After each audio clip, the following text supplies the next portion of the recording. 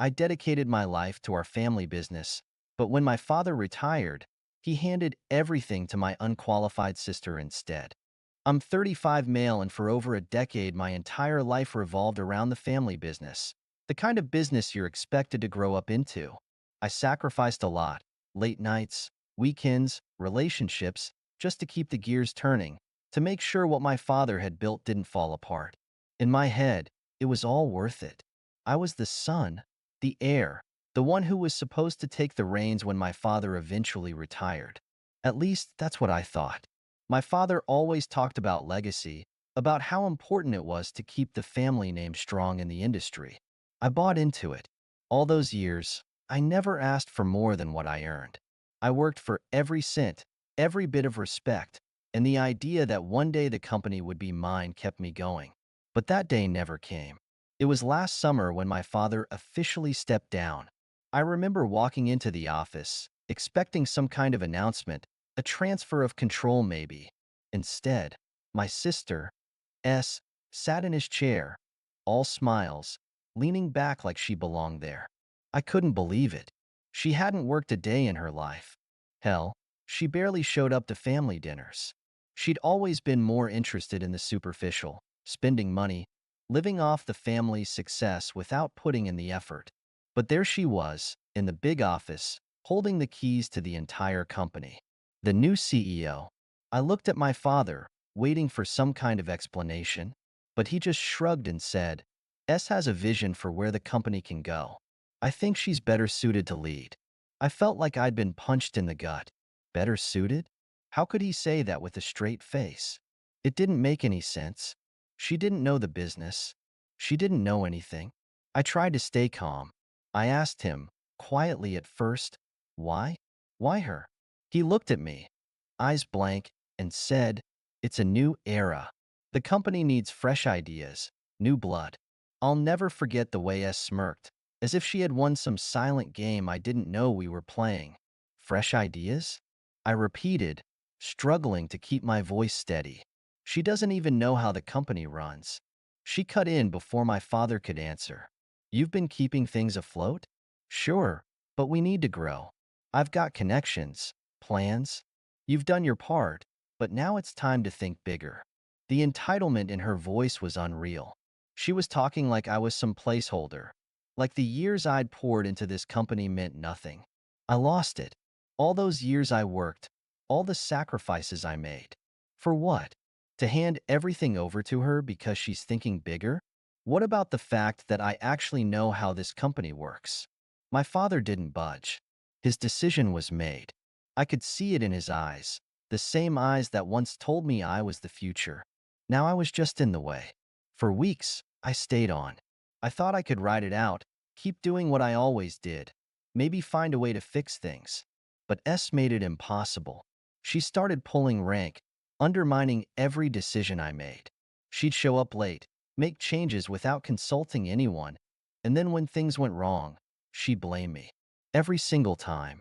And my father? He did nothing. Absolutely nothing. He just let it happen, like he didn't even care anymore. Or worse, like he was relieved I wasn't fighting it. Eventually, I couldn't take it anymore. I walked out. I figured if my father was so convinced S was the future, he could deal with the fallout when she ran the company into the ground. I wasn't going to stick around and watch her destroy what I had helped build. But then, a few months ago, my father had a heart attack. It wasn't a mild one, either. It was bad. The kind that leaves you laid up in a hospital bed with wires and machines doing half the work for your body. S was nowhere to be found. She didn't even visit. The same daughter he handed everything to, the one he thought could lead the company into some new era, had completely abandoned him. She didn't want to deal with the hospital, the bills, the stress. She didn't want to deal with him. I got the call from my mother. She was frantic, sobbing, your father, he needs you. I hadn't spoken to him in months.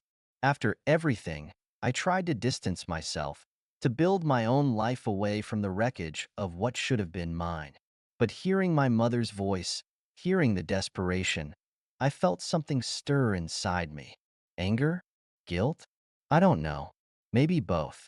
I drove to the hospital, and when I walked into that room, I saw him there, frail, hooked up to all those machines, eyes barely open.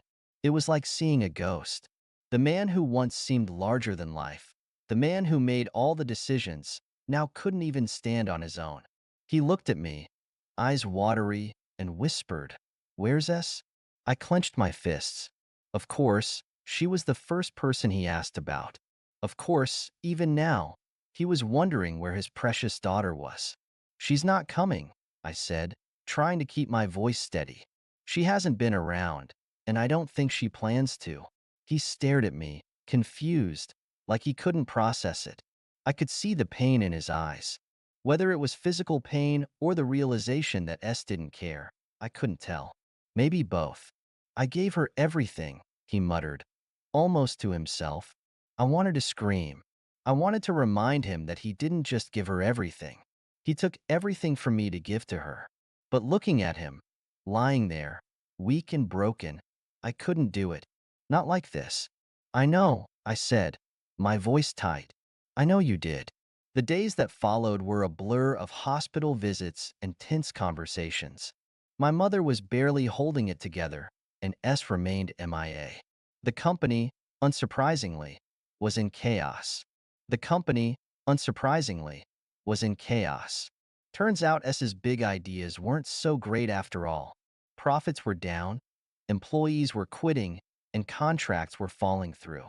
Everything I had warned about was happening, but I wasn't in a position to care anymore. I had my own decisions to make. One night, after another long day at the hospital, my father finally broke. He looked at me with those tired, regret-filled eyes and said, "I made a mistake, didn't I?" I didn't answer right away. I just stared at him, the weight of the past year pressing down on me. "Yeah," I finally said. "You did." He nodded, a slow, painful nod. "Can you fix it? Can you help?" I couldn't believe he was asking me that. After everything, after handing my entire future to someone who couldn't care less, he was asking me to clean up the mess. I wanted to say no. I wanted to walk out of that hospital room and never look back. But something stopped me. Maybe it was the years of loyalty, the years of believing in the idea of family, or maybe it was just pity. Whatever it was, I couldn't leave him like that. "I don't know," I said honestly. "I don't know if I can fix it." Silence hung in the air between us, heavy and thick. He didn't push any further. Maybe he knew he didn't have the right to. Eventually, the hospital released him. He was weak, still recovering, but he was home. And so was I, at least for now. I stepped in, cleaned up some of the immediate disasters at the company. It wasn't easy, and it wasn't quick, but things started to stabilize. Estelle hadn't shown her face. One day, she did call. Well, not call me directly.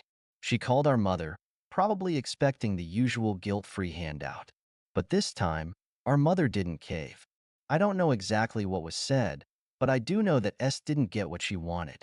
Maybe that's when she realized that her new era wasn't going to happen without the hard work she'd never wanted to do. And then, just like that, she was out of the picture. No visits, no calls, no apologies. It's like she vanished as soon as things got tough. My father never admitted it outright, but I could see the realization weighing on him. He'd given her everything, and she gave him nothing in return. But by then, I was already dealing with my own internal battle. I could take control again, run the company the way I always had, rebuild what had been destroyed, or I could walk away for good, leave the mess behind, and start fresh. The company, my father, all of it. It had taken so much from me already. I wasn't sure how much more I had to give. In the end, I chose a middle ground. I stabilized the company, made sure it wouldn't implode, then handed it over to someone I trusted. Someone who wasn't family.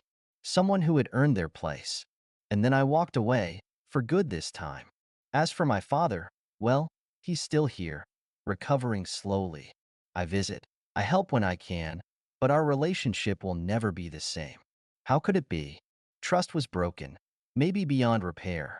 He tried to apologize a few times, but the words always felt hollow. Too much damage had been done.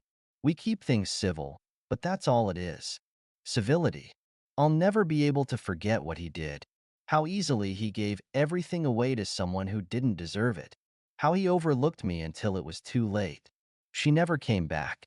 She moved out of state, from what I hear. Living her life, disconnected from the fallout she caused.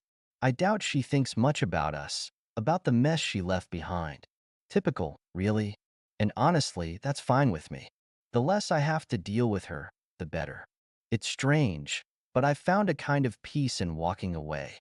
I've started a new business, something completely different. And it's small, but it's mine. No family ties, no expectations.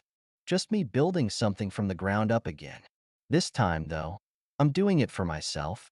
Looking back, I realize I spent years chasing validation from a father who never really saw me. Now, I don't need that anymore. I've learned that sometimes, walking away is the best thing you can do. For your sanity, for your future. So that's where I'm at. It's not the life I thought I'd have, but in a way, it's better. I'm free. Free from the weight of family expectations. Free from a business that consumed me. And free from people who never appreciated what I gave.